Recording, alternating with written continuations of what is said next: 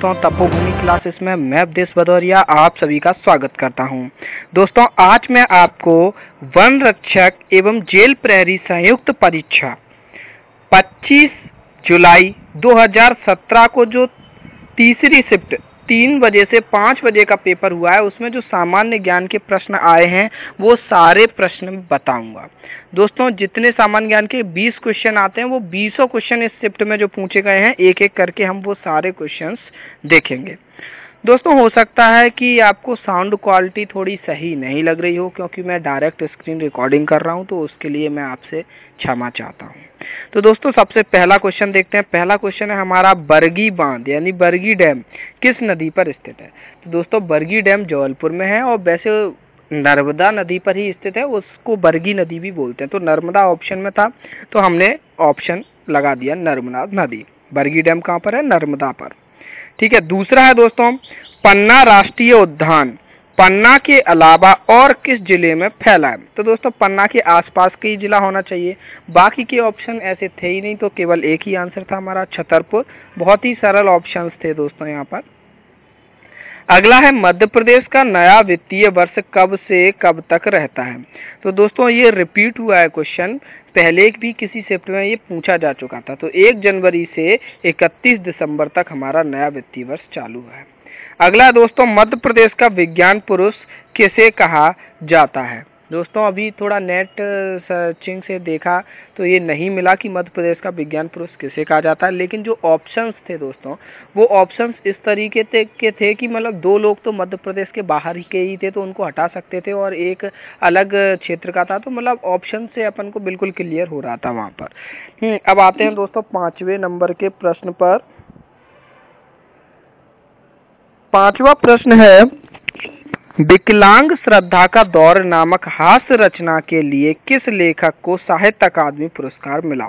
तो दोस्तों ये भी ऑप्शन से देख लेते तो काफी सरल पड़ जाता, क्योंकि वहां पर जो 4 ऑप्शन दिए गए थे उनमें से हास्य व्यंग्यकार केवल 2 ही लोग थे, राहत इंदौरी और हरिशंकर परसाई। अब क्योंकि दोस्तों राहत इंदौरी इतने बड़े कवि नहीं थे या फिर लेखक नहीं थे कि उनको साहित्य अकादमी पुरस्कार मिला हो, तो हमने डायरेक्ट हरिशंकर परसाई ऑप्शन लगा दिया और वो सही निकल गया।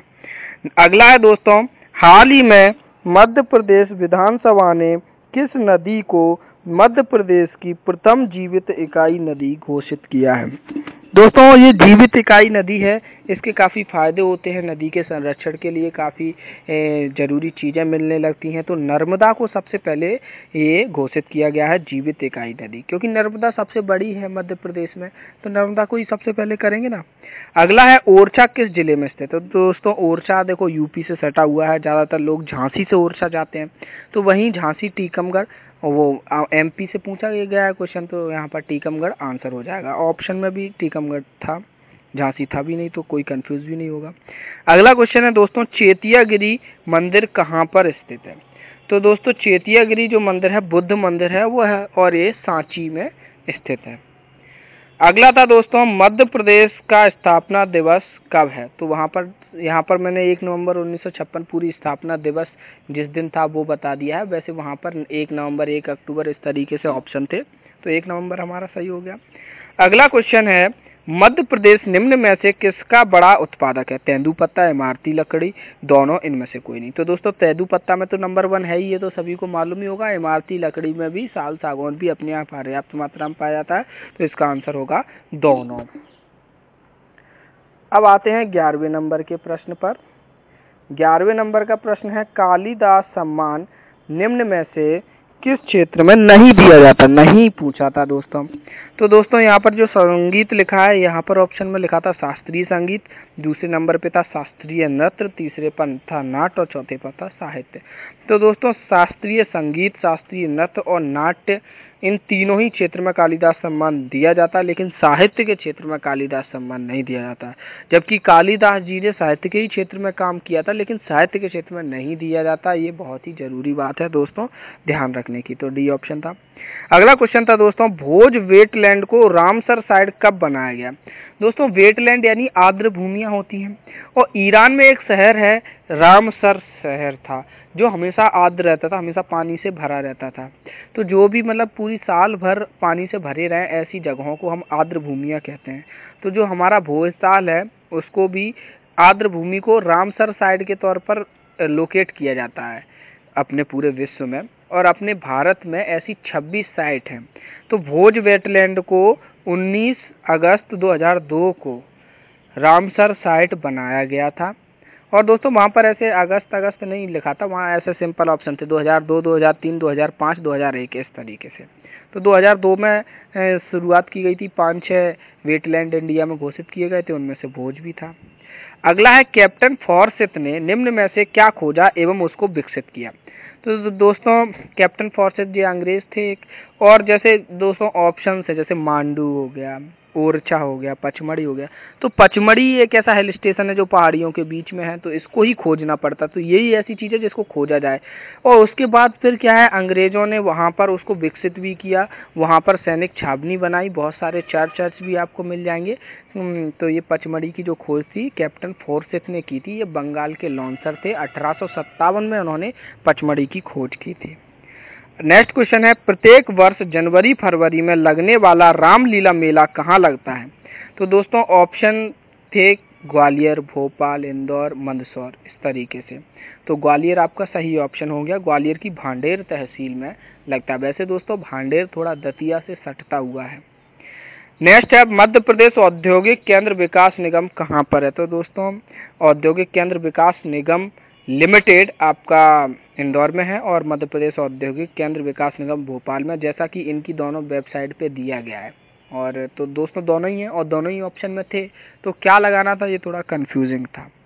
अगला है, उदयगिरी में किस धर्म से जुड़ी मूर्तियां हैं। तो जैन, बौद्ध, हिंदू और सभी।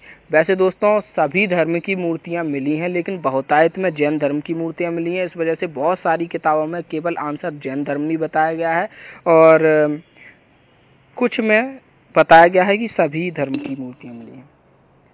अगला है हमारा 17वें नंबर का क्वेश्चन कि निम्न में से कौन सी नदी एमपी से नहीं गुजरती, यानी एमपी में नहीं बहती है। और दोस्तों 3 ऑप्शन थे, पहला सोन नदी, दूसरा कैन नदी, तीसरा बाणगंगा और चौथा सभी।